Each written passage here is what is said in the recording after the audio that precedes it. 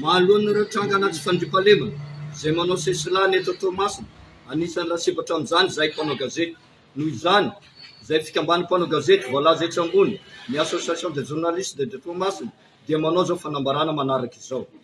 Voalohany, tamin'ity taona 2024 ity dia efa mahatratra 7 ireo mpanao gazety eto Toamasina niara nietraketraky ny asan-jiolahy.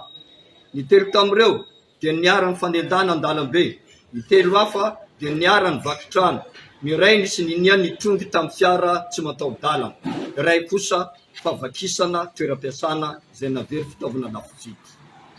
Faharoa, tsapa nandritra ireo rehetra ireo indrindra tamin'ny fanendana nahazo ireo mpanao gazety fa tsy hita taratra mihitsy ny fifanomezan-tanana eo amin'ny samy mpiara-monina nahita mivatana zavaniseho ka lasa vao maika manome vahana ireo mpanao ratsy.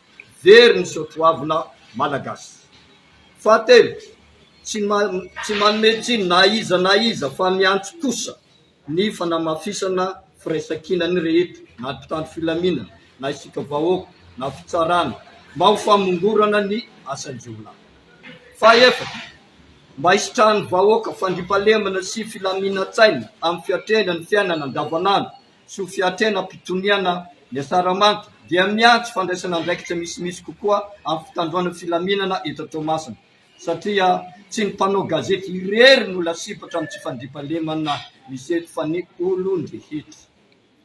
Eto am-pamaranana, izao natao dia tsy ho fitsikerana na iza nefa kosa ho famoazana ny mpiarabelona sy ny rafi-piarahamonina amin'ny fametrahana fandraisana andraikitra ho fanomezan-danja ny soatoavina maha malagasy.